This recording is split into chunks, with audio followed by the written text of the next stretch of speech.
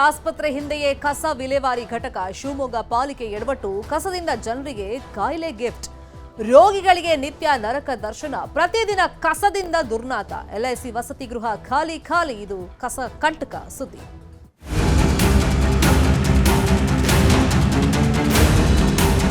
ಆಸ್ಪತ್ರೆಗೆ ಅಂತ ಕೊಟ್ಟಿದ್ದು ಪಕ್ಕದಲ್ಲೇ ಡಂಪ್ ಮಾಡ್ತಾರೆ. ಅಸಾಧಾರಣವಾದ ವಾಸನೆ ಬರ್ತಾ ಇದೆ. ಮತ್ತೆ ಇನ್ನೊಂದು ಏನು ಅಂತಂದ್ರೆ ಧೂಳು, ವಿಪರೀತ ಧೂಳಿರುತ್ತೆ. ಒಂದು ಡೆಪಾಸಿಟ್ ತರ ಫ್ಲೋರಿಂಗ್ ಮೇಲೆಲ್ಲ ಕಸ ಆಗಿರ್ತದೆ.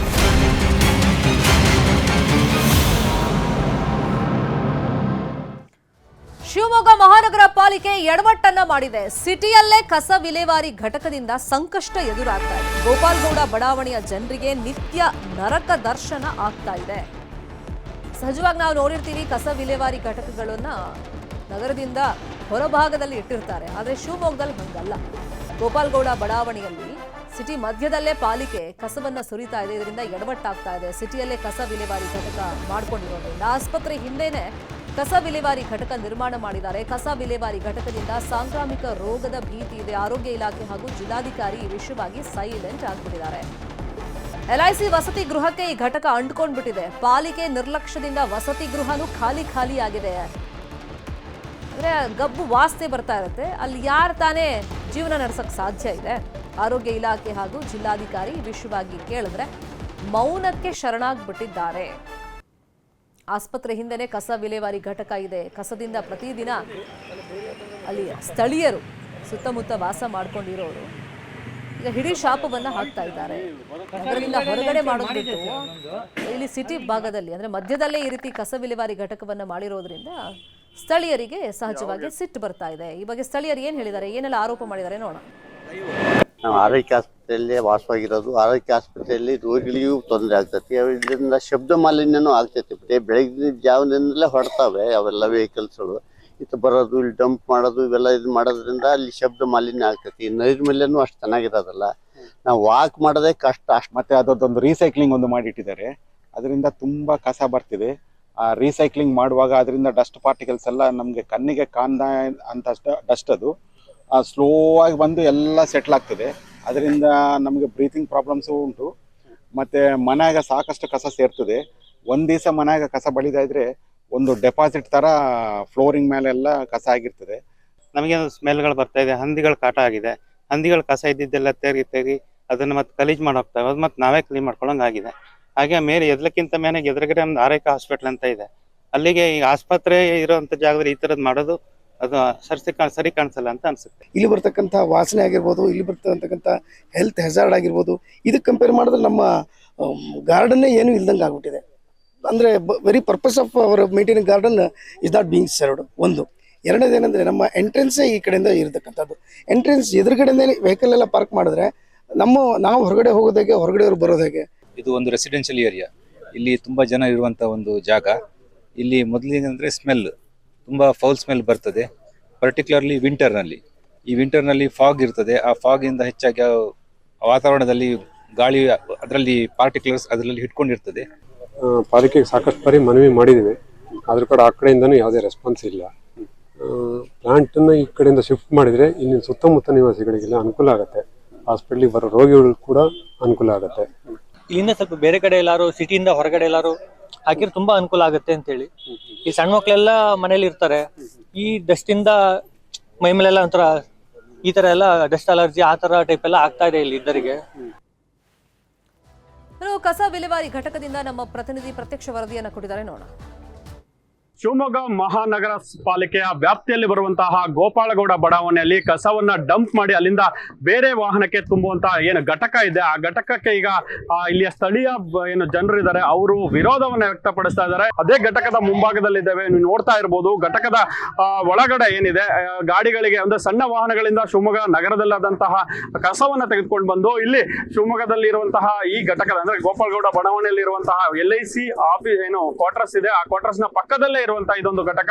ಈ ಘಟಕದಲ್ಲಿ ನೀವು ನೋಡ್ತಾ ಇರಬಹುದು ವಾಹನಗಳಿಗೆ ಅಂದ್ರೆ ಸಣ್ಣ ವಾಹನಗಳಿಂದ ದೊಡ್ಡ ವಾಹನಗಳಿಗೆ ಅದನ್ನ ಡಂಪ್ ಮಾಡಿ ಇಲ್ಲಿಂದ ಅನುಪಿನಕಟ್ಟೆಯ ಡಂಪಿಂಗ್ ಯಾರ್ಡ್ಗೆ ಇಲ್ಲಿಂದ ಸಪ್ಲೈ ಮಾಡಲಾಗ್ತದೆ. ಈಗ ಸದ್ಯ ಇಲ್ಲಿಯ ವಾಹನಗಳನ್ನ ನೀವು ನೋಡ್ತಾ ಇರಬಹುದು, ತುಂಬುವಂತಹ ವ್ಯವಸ್ಥೆ ಕೂಡ ಅವೈಜ್ಞಾನಿಕವಾಗಿದೆ ಅಂತ ಇಲ್ಲಿ ಸ್ಥಳೀಯರು ಆರೋಪ ಮಾಡ್ತಾ ಇರೋದು. ಪ್ಲಾಸ್ಟಿಕ್ ಅನ್ನ ತಿನ್ನೋದಾಗಿರ್ಬೋದು, ಹಾಗೆ ಕಸವನ್ನ ತಿನ್ನೋದಾಗಿರ್ಬೋದು, ಜೊತೆಗೆ ಇಲ್ಲಿದ್ದ ಜನರಿಗೂ ಕೂಡ ಆರೋಗ್ಯ ಸಮಸ್ಯೆ ಉಂಟಾಗ್ತಾ ಇದೆ ಅನ್ನೋ ಒಂದು ಮಾತುಗಳನ್ನ ಆಡ್ತಾ ಇರೋದು. ಸದ್ಯ ಏನು ಇಲ್ಲಿಯ ಭಾಗದಲ್ಲಿ ನೀವು ನೋಡ್ತಾ ಇರಬಹುದು, ಇಲ್ಲೇ ಸ್ಥಳೀಯ ಏನು ತಾತ್ಕಾಲಿಕವಾಗಿ ನಿರ್ಮಿಸಿದಂತ ಈ ಘಟಕವನ್ನ ಈಗ ಮಹಾನಗರ ಪಾಲಿಕೆ ಅಧಿಕಾರಿಗಳಿಂದ ಇದನ್ನೇ ಪರ್ಮನೆಂಟ್ ಮಾಡಿಕೊಳ್ಳುವಂತ ಹಂತಕ್ಕೆ ಹೋಗಿದ್ದಾರೆ ಅನ್ನೋ ಒಂದು ಮಾತುಗಳು. ಸದ್ಯ ಏನು ಆಸ್ಪತ್ರೆಯಿಂದ 50 ಮೀಟರ್ಗೂ ಒಳಗಡೆ ಇರುವಂತಹ ಒಂದು ನೋಡ್ತಾ ಇರಬಹುದು, ಇಲ್ಲೇ ಒಂದು ಖಾಸಗಿ ಆಸ್ಪತ್ರೆ ಕೂಡ ಇದೆ. ಅಲ್ಲಿ ಇರುವಂತಹ ಏನು ರೋಗಿಗಳಿಗೂ ಕೂಡ ಈ ಘಟಕದಿಂದ ಹೋಗಿ ಅವ್ರಿಗೂ ತೊಂದರೆ ಆಗ್ತಾ ಇದೆ ಅನ್ನೋ ಒಂದು ಮಾತುಗಳು ಕೇಳಿ ಬರ್ತಾರೆ. ಯಾಕಂದ್ರೆ ಇಲ್ಲಿ ಬರುವಂತಹ ಸ್ಮೆಲ್ಗಳಾಗಿರ್ಬೋದು, ಹಾಗೆ ಇಲ್ಲಿಂದ ಹರಡುವಂತಹ ಸಾಂಕ್ರಾಮಿಕ ರೋಗಗಳು ಕೂಡ ಅವರಿಗೆ ಮತ್ತಷ್ಟು ಜಾಸ್ತಿ ಇನ್ಫೆಕ್ಷನ್ ಅನ್ನ ಉಂಟು ಮಾಡುತ್ತೆ ಅನ್ನೋ ಒಂದು ಮಾತುಗಳನ್ನ ಆಡ್ತಾ ಇರೋದು. ಸದ್ಯ ಇಲ್ಲಿಯ ಜನರು ಏನು ರೆಸಿಡೆನ್ಷಿಯಲ್ ಏರಿಯಾ ಆಗಿರೋದ್ರಿಂದ ಇಲ್ಲಿ ಓಡಾಟ ಕೂಡ ಇರ್ತಾರೆ. ಜೊತೆಗೆ ಇಲ್ಲಿ ಮಕ್ಕಳು ಎಲ್ಲರೂ ಕೂಡ ಶಾಲೆ ಹಾಕಿದ್ವು ಅಥವಾ ಆಸ್ಪತ್ರೆ ಆಗಿರ್ಬೋದು, ಆಫೀಸ್ಗಳಿಗೆ ಎಲ್ಲ ಕಡೆ ಓಡಾಡುವಂತ ರಸ್ತೆ ಆಗಿದೆ. ಆ ರಸ್ತೆಯಲ್ಲೂ ಕೂಡ ಎಲ್ಲ ಏನು ಈ ಮಹಾನಗರ ಪಾಲಿಕೆಗೆ ಸಂಬಂಧಪಟ್ಟಂತಹ ವೆಹಿಕಲ್ಗಳೇ ನಿಂತಿರುತ್ತೆ. ಇಲ್ಲಿ ನಮ್ಗೆ ಯಾವುದೇ ರೀತಿಯ ಓಡಾಡೋದಕ್ಕೂ ತೊಂದರೆ ಆಗೋದಿಲ್ಲ. ಯಾಕಂದ್ರೆ ಇಲ್ಲಿ ಸ್ಮೆಲ್ ಒಂದು ಮೇನ್ ಕಾರಣ ಅಂದ್ರೆ ಅದರಲ್ಲೂ ಇಲ್ಲಿರುವಂತಹ ಸ್ಮೆಲ್ ಏನಿದೆ, ಈ ಸ್ಮೆಲ್ ನಮ್ಗೆ ಇಲ್ಲಿ ಬದುಕೋದಕ್ಕೂ ಆಗ್ತಾ ಇಲ್ಲ. ಡಸ್ಟ್ ಪಾರ್ಟಿಕಲ್ಸ್ ನಮ್ಮ ಮೂಗಳಿಗೂ ಹೋಗ್ತಾ ಇದೆ, ಪ್ಲಾಸ್ಟಿಕ್ ನ ಅಂಶಗಳು ಹೋಗ್ತಾ ಇದೆ ಅನ್ನೋ ಒಂದು ಮಾತುಗಳನ್ನ ಆಡ್ತಾ ಇರೋದು. ನೀವು ನೋಡ್ತಾ ಇರಬಹುದು, ಈ ಎದುರುಗಡೆನೆ LICಯ ಸಂಬಂಧಪಟ್ಟಂತಹ ರೆಸಿಡೆನ್ಷಿಯಲ್ ಇದೆ. ಆ ರೆಸಿಡೆನ್ಷಿಯಲ್ ಅಲ್ಲಿ 100ಕ್ಕೂ ಹೆಚ್ಚು ಕುಟುಂಬಗಳಿವೆ. ಆ ಕುಟುಂಬಗಳಿಗೆ ನೇರವಾಗಿ ಇಲ್ಲಿಯ ಏನು ವ್ಯವಸ್ಥೆ ಈ ಘಟಕದಿಂದ ಬರುವಂತಹ ಸಮಸ್ಯೆ ನೇರವಾಗಿ ಅವರಿಗೆ ತಟ್ಟುತ್ತೆ ಅಂತ ಹೇಳ್ಬೋದು. ಸುತ್ತಮುತ್ತ ಕೂಡ ಸಾವಿರಾರು ಕುಟುಂಬಗಳು ಇಲ್ಲೇ ವಾಸವಾಗಿದೆ. ಇದನ್ನ ವಿರೋಧ ವ್ಯಕ್ತಪಡಿಸೋದು, ಇದನ್ನ ಬೇರೆಡೆಗೆ ಸ್ಥಳಾಂತರಿಸಬೇಕು. ಯಾಕಂದ್ರೆ ಇಲ್ಲಿರುವಂತಹ ಏನು ಈ ಘಟಕ ಏನಿದೆ, ಈ ಘಟಕ ಇಲ್ಲಿ ಮಾಡಬಾರ್ದು. ಊರಿನ ಹೊರಗಡೆ ಹೋದಾಗ ನಮ್ಗೆ ಎಲ್ಲಾ ರೀತಿಯ ತೊಂದರೆಗಳು ನಿವಾರಣೆ ಆಗುತ್ತೆ. ಹಾಗಾಗಿ ಇದನ್ನ ಬೇಗ ಶಿಫ್ಟ್ ಮಾಡಿಸಿ ಅನ್ನೋ ಒಂದು ಬೇಡಿಕೆಯನ್ನ ಕೂಡ ಇಡ್ತಾ ಇರೋದು. ಕುರ್ದಾಳು, ನ್ಯೂಸ್ 18 ಶಿವಮೊಗ್ಗ. ಕಸದಿಂದ ಜನರಿಗೆ ಸಮಸ್ಯೆ ಆಗ್ತಾ ಇದೆ, ಅದರಲ್ಲೂ ಸಾಂಕ್ರಾಮಿಕ ರೋಗದ ಭೀತಿ ಒಂದು ಕಡೆ ಆದರೆ, ಮತ್ತೊಂದು ಕಡೆ ಸಮೀಪದಲ್ಲೇ ಆ ಕಸ ವಿಲೇವಾರಿ ಘಟಕದ ಸಮೀಪದಲ್ಲೇ ಒಂದು ಖಾಸಗಿ ಆಸ್ಪತ್ರೆನೂ ಇರೋದ್ರಿಂದ ರೋಗಿಗಳಿಗೂ ಕೂಡ ಇದರಿಂದ ನಿತ್ಯ ನರಕ ಯಾತನೆ ಸಮಸ್ಯೆ ಆಗ್ತಿದೆ ಅಂತ ಹೇಳ್ತಾ ಇದ್ದಾರೆ. ಅಂದರೆ ಫಸ್ಟೇ ಪ್ಲಾನ್ ಮಾಡಬೇಕಾಗಿತ್ತು, ನಗರದಿಂದ ಹೊರಭಾಗದಲ್ಲಿ, ಆ ಸಿಟಿ ಹೊರಭಾಗದಲ್ಲಿ ಕಸ ವಿಲೇವಾರಿ ಘಟಕವನ್ನು ನಿರ್ಮಾಣ ಮಾಡಬೇಕಾಗಿತ್ತು. ಆದರೆ ನಗರದಲ್ಲಿ ಅದು ಹೃದಯ ಭಾಗನೇ, ಸೊ ಅಲ್ಲೇ ಇವಾಗ ಈ ಕಸ ವಿಲೇವಾರಿ ಘಟಕ ನಿರ್ಮಾಣ ಮಾಡ್ಕೊಂಡಿರೋದ್ರಿಂದ ಸಹಜ ಸುತ್ತಮುತ್ತ ಜನರಿಗೆ ನಿತ್ಯ ಇದರಿಂದ ಕಿರಿಕಿರಿ ಆಗ್ತಾ ಇದೆ, ದುರ್ನಾತ ಬರ್ತಾ ಇದೆ. ಮಕ್ಕಳು ಮರಿಗಳಲ್ಲಿ ಇವಾಗ ಏನಾದರೂ ರೋಗದ ಭೀತಿ ಬಂದ್ಬಿಡುತ್ತೇನೋ, ಸಾಂಕ್ರಾಮಿಕ ರೋಗಗಳು ಆವರಿಸ್ಕೊಂಡು ಬಿಡುತ್ತೇನೋ ಅಂತ ಹೇಳಿ ಸಹಜವಾಗಿ ಒಂದು ಆತಂಕ ಇದ್ದೇ ಇದೆ. ಪಾಲಿಕೆ ಮಾಡಿರುವಂಥ ಎಡವಟ್ಟಿನಿಂದ ಸುತ್ತಮುತ್ತಲ ಜನ ಇದೀಗ ಪರಿತಪಿಸುವಂಥ ಪರಿಸ್ಥಿತಿ, ಆ ವಾಸನೆಯಲ್ಲೇ ಪ್ರತಿದಿನ ದಿನ ದೂಡಬೇಕು ಅಂತ ಪರಿಸ್ಥಿತಿಯಲ್ಲಿ ಬದುಕ್ತಾ ಇದ್ದಾರೆ. ಸೊ ಇದಕ್ಕೇನಾದರೂ ಇವಾಗ ಸೊಲ್ಯೂಷನ್ ಅವ್ರು ಕಂಡು ಹಿಡಿತಾರ ಅನ್ನೋದನ್ನು ನೋಡಬೇಕಾಗುತ್ತೆ. ಯಾಕಂದರೆ ಸಿಟಿಯಿಂದ ಹೊರಭಾಗದಲ್ಲಾದರೆ ಸುಮಾರು ದೂರ ಆಗಿದ್ದಿದ್ರೆ ಇಷ್ಟು ಮಟ್ಟಿಗೆ ಸಮಸ್ಯೆ ಆಗ್ತಿರ್ಲಿಲ್ಲ. ಬಟ್ ಸಿಟಿ ಮಧ್ಯದಲ್ಲೇ ಮಾಡ್ಕೊಂಡ್ಬಿಟ್ಟಿದ್ದಾರೆ. ಗೋಪಾಲ್ಗೌಡ ಲೇಔಟ್ನಲ್ಲಿ ಅವೈಜ್ಞಾನಿಕವಾಗಿ ಕಸ ವಿಲೇವಾರಿ ಮಾಡ್ತಾ ಇದ್ದಾರೆ. ಮತ್ತು ಅಲ್ಲಿ LIC ವಸತಿ ಗೃಹನೂ ಇದೆ. ಯಾರು ತಾನೇ ಅಲ್ಲಿ ಜೀವನ ಮಾಡೋಕ್ಕೆ ಸಾಧ್ಯ? ಈ ವಾಸನೆಯಲ್ಲಿ ಚಾನ್ಸೇ ಇಲ್ಲ. ಹಾಗಾಗಿ ಆ ವಸತಿ ಗೃಹನೂ ಖಾಲಿ ಆಗಿದೆ. ಅಲ್ಲಿ ಮತ್ತೆ ಪಾರ್ಕ್ ಕೂಡ ಇದೆ ಒಂದು, ಪ್ರತಿದಿನ ವಾಕಿಂಗ್ಗೆ ಮತ್ತು ಮಕ್ಕಳಿಗೆ ಆಟ ಆಡ್ಸೋಕ್ಕೆಲ್ಲ ಅಲ್ಲಿ ಹೆಲ್ಪ್ ಆಗ್ತಾ ಇತ್ತು. ಬಟ್ ಕಸ ವಿಲೇವಾರಿ ಘಟಕ ಅಲ್ಲಿರೋದ್ರಿಂದ ಅದರಿಂದ ಜನರಿಗೆ ಸಮಸ್ಯೆ ಆಗ್ತಿದೆ. ಪಾಲಿಕೆ ಆಯುಕ್ತರಾಗಿರುವಂಥ ಮಾಯಣ್ಣಗೌಡರು ನಮ್ಮ ಜೊತೆ ಫೋನ್ ಸಂಪರ್ಕದಲ್ಲಿ ಸಿಕ್ಕಿದ್ದಾರೆ. ಮಾಯಣ್ಣಗೌಡ್ರೆ, ಈಗ ಗೋಪಾಲ್ಗೌಡ ಬಡಾವಣೆಯಲ್ಲಿ ಅವೈಜ್ಞಾನಿಕವಾಗಿ ಕಸ ವಿಲೇವಾರಿ ಘಟಕ ನಿರ್ಮಾಣ ಮಾಡಿದರೆ, ಹಿಂದೆ ಮಾಡಿರುವಂಥ ಎಡವಟ್ಟು ಇಲ್ಲ ಅಂತ ನಾನು ಹೇಳಲ್ಲ, ಬಟ್ ಈಗ ಸಮಸ್ಯೆ ತುಂಬಾ ಆಗ್ತಿದೆ ಅಂತಲ್ಲ, ಇದಕ್ಕೇನಾದ್ರೂ ಪರ್ಯಾಯ ವ್ಯವಸ್ಥೆ ಈಗ?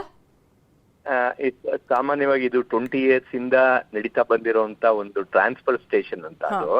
ಅಂತಂದ್ರೆ ಈ ನಮ್ಮ ವೆಹಿಕಲ್ಸ್ ಗಳಿಂದ ಬರುವಂತದ್ದು ಆ ಕಸನ ಬಂದು ಕಾಂಪ್ಯಾಕ್ಟರ್ ಹಾಕೊಂಡು ಮತ್ತೆ ಲ್ಯಾಂಡ್ ಫಿಲ್ ಸರಿ ತೆಗೆದುಕೊಂಡು ಹೋಗುವಂತ ಪ್ರೊಸೀಜರ್ ಅದು. ಬಟ್ ಈಗ ಆಲ್ರೆಡಿ ಬಂದ್ಬಿಟ್ಟು ಅಲ್ಲೆಲ್ಲ ಫುಲ್ ವೆಹಿಕಲ್ ವಾಷಿಂಗ್ ಪ್ಲಾಟ್ಫಾರ್ಮ್ ಈ ತರ ಎಲ್ಲಾನು ಕೂಡ ವೈಜ್ಞಾನಿಕ ಕ್ರಮಗಳನ್ನು ತಗೊಂಡಿದೀವಿ. ಬಟ್ ಆದಾಗ್ಯೂ ಕೂಡ ಇವಾಗ ತಾವು ಗಮನ ಸೆಳೆದಿರೋದ್ರಿಂದ ಮತ್ತೆ ಯಾವ ರೀತಿ ಪ್ರಾಬ್ಲಮ್ ಆಗ್ತಾ ಇದೆ ಅಂತ ಸ್ಥಳ ಪರಿಶೀಲನೆ ಮಾಡಿ ಅದೇನು ತೊಂದರೆ ಆಗದ ರೀತಿ ಏನ್ ಬೇಕೋ ಆ ಕ್ರಮ. ವಿಪರೀತ ವಾಸನೆ, ಮತ್ತೊಂದು ಸ್ಥಳೀಯ ಆಸ್ಪತ್ರೆನೂ ಅಲ್ಲಿ ಇದೆ, ಅಂದ್ರೆ ಖಾಸಗಿ ಆಸ್ಪತ್ರೆನೂ ಇರೋದ್ರಿಂದ ಅಲ್ಲಿ ರೋಗಿಗಳಿಗೂ ದಿನನಿತ್ಯ ಕಿರಿಕಿರಿ ಆಗ್ತಿದೆ. ವಾಕಿಂಗ್ ಮಾಡೋರ್ಗೊಂದು ಪಾರ್ಕ್ ಇದೆ, ಸೊ ಬಟ್ ಅಲ್ಲಿ ಹೋಗಕ್ಕೆ ನಮ್ಗೆ ವಾಸನೆ ತಡ್ಕೊಳಕ್ಕಾಗಲ್ಲ. ಹಂಗಾಗಿ ವಾಕಿಂಗ್ ಮಾಡೋದೇ ನಾವು ನಿಲ್ಸ್ಬಿಟ್ಟಿದೀವಿ, ಮಕ್ಕಳನ್ನು ಕರ್ಕೊಂಡು ಹೋಗಕ್ ಆಗ್ತಿಲ್ಲ ಆಟ ಆಡ್ಸಕ್ಕೆ ಅಂತ ತುಂಬಾ ಜನ ಕಂಪ್ಲೇಂಟ್ ಮಾಡ್ತಾ ಇದ್ರು. ಈ ಸ್ಪೆಸಿಫಿಕ್ ಇಶ್ಯೂ ವಾಸನೆಯಿಂದ ಏನ್ ಬಂದಿದೆ ಅದಕ್ಕೆಲ್ಲ ನಮ್ದು ಮೈಕ್ರೋ ಬಯೋಬ್ಯಾಕ್ಟೀರಿಯಲ್ ಕಲ್ಚರ್ ಅಂತ ಎಲ್ಲ ಇದೆ. ಅದನ್ನೆಲ್ಲ ಹಾಕ್ಬಿಟ್ಟು ಅದು ಏನ್ ರೆಮಿಡಿಯಲ್ ಮೆಜರ್ಸ್ ತೆಗೆದುಕೋಬೇಕು ಅದನ್ನ ನಾನು ಇಮಿಡಿಯೇಟ್ ಆಗಿ ಪ್ಲಾನ್ ಮಾಡ್ಬೇಕು. ಇನ್ನು ರೋಗದ ಭೀತಿನೂ ಇದೆ, ಸಾಂಕ್ರಾಮಿಕ ರೋಗ ಬಂದ್ಬಿಡುತ್ತೆ ಈ ಕಸದಿಂದ, ಅನೇಕ ಕ್ರಿಮಿಕೀಟಗಳು ಉತ್ಪತ್ತಿ ಆಗುತ್ತೆ, ನಮ್ಮ ಮನೆ ಪಕ್ಕದಲ್ಲಿ ಇರೋದ್ರಿಂದ ರೋಗನೂ ಬರುತ್ತೆ ಅಂತ ಜನ ಹೇಳ್ತಾ ಇದ್ದಾರೆ. ಇದು 25 ವರ್ಷಗಳಿಂದ ಇರುವಂತ ಘಟಕ. ಆಮೇಲೆ ನಡೆದಿರುವಂತ ಬೆಳವಣಿಗೆಗಳು ಅಕ್ಕಪಕ್ಕ ಅಭಿವೃದ್ಧಿ ಆಗಿರುವಂತದ್ದು. ಬಟ್ ಆದ್ರೂ ಕೂಡ ನಮ್ಮ ತ್ಯಾಜ್ಯ ವಿಲೇವಾರಿ ಟ್ರಾನ್ಸ್ಫರ್ ಘಟಕದಿಂದ ಅಕ್ಕಪಕ್ಕದವ್ರಿಗೆ ಯಾವ್ದು ತೊಂದರೆ ಆಗದ ರೀತಿಯಲ್ಲಿ ನಾವು ಕ್ರಮ ತೆಗೆದುಕೊಳ್ಳೋಣ. ಅಲ್ಲೊಂದು LIC ವಸತಿ ಗೃಹ ಇದೆಯಂತಲ್ಲ, ಅದು ಕಂಪ್ಲೀಟ್ ಖಾಲಿ ಆಗಿದೆಯಂತ, ಹೌದಾ ಬಿಲ್ಡಿಂಗ್? LIC ವಸತಿ ಗೃಹ ಇದೆ. ಅವರು ಆಕ್ಚುಲಿ ಇನ್ನ ಕೆಲವು ರ್ಯಾಂಡಮ್ ಆಗಿ ವಾಸ ಮಾಡ್ತಾ ಇದ್ದಾರೆ. ಅವ್ರಿಗೂ ಕೂಡ ತೊಂದರೆ ಆಗ್ಬಾರ್ದಂತ ನಾವೆಲ್ಲರೂ ಕೂಡ ಹೈಟ್, ಆ ಕಾಂಪೌಂಡ್ ಹೈಟ್ ಗಳೆಲ್ಲ ಹೈಟ್ ಮಾಡೋದು, ಮತ್ತೆ ಡ್ರೈನ್ ನ ಸಪರೇಟ್ ಪಾಸ್ ಮಾಡೋದು, ಈ ತರ ಕ್ರಮಗಳು ತಗೊಂಡಿದೀವಿ. ಮತ್ತೆ ಇನ್ನೂ ಕೂಡ ಆಕ್ಚುಲಿ ಬಿಕಾಸ್ ತಾವು ಗಮನಕ್ಕೆ ತಂದಿರೋದ್ರಿಂದ ಅದು ನೈಜವಾಗಿರುತ್ತದೆ ವಿಷಯ ಅದು. ಹಾಗಾಗಿ ಮತ್ತೆ ಇನ್ನು ಸ್ವಲ್ಪ ಮೈಕ್ರೋ ಅನಾಲಿಸಿಸ್ ಮಾಡಿ the best possible remedies, immediate remedies will take. ಅಯ್ಯ, ಪಾಸಿಬಲ್ ರೆಮಿಡೀಸ್ ನಾವು ಟ್ರೈ ಮಾಡ್ತೀವಿ ಅಂತ ನೀವ್ ಹೇಳ್ತಿದ್ದೀರಾ. ಅಂದ್ರೆ ಅಲ್ಲಿ ಜನ ಸುತಾರಾಮ್ ರೆಡಿ ಇಲ್ಲ. ನೀವೇನೇ ಅದಕ್ಕೆ ಪರ್ಯಾಯವಾಗಿ ಆಲ್ಟರ್ನೇಷನ್ ಮೆಥಡ್ ಅನ್ನು ಕಂಡಿಡಿದ್ರು ನಮಗೆ ಇಲ್ಲಿ ಬೇಡ, ಅದು ಹೊರಗಡೆನೆ ಶಿಫ್ಟ್ ಮಾಡಿ ಅಂತ ಅವ್ರು ಕೇಳ್ತಿರೋದು. ಯಾವುದೇ ಕಾರಣಕ್ಕೂ ಕೂಡ actually national green tribunal direction ನ ಪ್ರಕಾರ ಆಕ್ಚುಲಿ ಅದ್ರ ಪ್ರಕಾರ ನಾವು ನಡ್ಕೊಳ್ತೀವಿ. ಆ ಕಸ ವಿಲೇವಾರಿ ಘಟಕನೇ ಇಲ್ಲ ಅಂತಂದ್ರೆ ಶಿವಮೊಗ್ಗದ ಕಸನ ಯಾವ ರೀತಿ ನಾವು ವಿಲೇವಾರಿ ಅಲ್ಲ, ನಗರದಿಂದ ಹೊರಗಡೆ ಶಿಫ್ಟ್ ಮಾಡ್ಕೊಳ್ಳಿ, ಬೇಡ ಅಂತ ಅವ್ರು ಹೇಳ್ತಿರೋದು. ಇಲ್ಲಿ ಬಹಳ ಮುಖ್ಯವಾಗಿರುವಂತ ವಿಷಯ, ಇದು ಲ್ಯಾಂಡ್ ಫಿಲ್ ಸೈಟ್ ಆಗ್ಲಿ ಅಥವಾ ತ್ಯಾಜ್ಯ ವಿಲೇವಾರಿ ಘಟಕ ಅಲ್ಲ. ಇದು ಜಸ್ಟ್ ಟ್ರಾನ್ಸ್ಪೋರ್ಟ್ ಸ್ಟೇಷನ್. ಈ ತರ ವಿಕೇಂದ್ರೀಕರಣ ಟ್ರಾನ್ಸ್ಪೋರ್ಟ್ ಸ್ಟೇಷನ್ ನ ಸುಮಾರು 4 ಕಡೆ ಮಾಡಿದ್ವಿ ನಾವು. ಇಂದಿರಾ ಗಾಂಧಿ ಬಡಾವಣೆ ಇರ್ಬೋದು, ರಾಗಿಗುಡ್ಡ ಇರ್ಬೋದು, ಅಥವಾ ತಾವು ಹೇಳ್ತಾ ಇರುವಂತ ಈಗ ಗೋಪಾಲ್ಗೌಡ BSNL ಟ್ರಾನ್ಸ್ಫರ್ ಸ್ಟೇಷನ್ ಅಂತ ಕರಿತೀವಿ ಅದನ್ನ, ಅದು ಇರಬಹುದು. ಈ ತರ ವಿಕೇಂದ್ರೀಕರಣ ಮಾಡ್ಲೇಬೇಕನ್ನೋದೇ SWM ರೂಲ್ಸ್ ಇರುವಂತದ್ದು. ಬಟ್ ಆದ್ರೆ ಆ ಒಂದು ವಿಕೇಂದ್ರೀಕರಣದಿಂದ ಅಕ್ಕಪಕ್ಕದ ಸಮಸ್ಯೆ ಆಗ್ದಂಗೆ ಏನ್ ಬೇಕೋ ಅದಕ್ಕೆ ಪರಿಹಾರ ಕ್ರಮಗಳಿದೆ. ಅದು ಯಾಕಂದ್ರೆ it's A very huge campus. About ಹೆಚ್ಚು ಕಡಿಮೆ ಒಂದು 8 ಎಕರೆ ಅಷ್ಟು ಮಧ್ಯಭಾಗದಲ್ಲಿರುವಂತ ಜಾಗ ಅದು. ಬಟ್ ತೊಂದರೆ ಆಗದಲ್ಲೇ ಇರುವಂತ ಕೆಲಸಗಳನ್ನ ದೇರ್ ಆರ್ ಪಾಸಿಬಿಲಿಟೀಸ್ ಇದೆ, ಅದನ್ನ ನಾವು ಮಾಡ್ಕೊಳ್ತೀವಿ. ಓಕೆ, ಪಾಸಿಬಿಲಿಟೀಸ್ ಏನಿದೆ ಅದನ್ನ ದಯವಿಟ್ಟು ಫಾಲೋ ಮಾಡಿ ಸರ್. ಅಕ್ಕಪಕ್ಕ ಜನರಿಗೆ ತುಂಬಾ ಕಿರಿಕಿರಿ ಆಗ್ತಿದೆ, ಅದನ್ನ ಪ್ರಾಬ್ಲಮ್ ಸಾಲ್ವ್ ಮಾಡಿ ನಾವು ಇದನ್ನ ಫಾಲೋ ಅಪ್ ಮಾಡ್ತೀವಿ. Thank you so much ಮಾಯಣ್ಣಗೌಡ್ರೆ.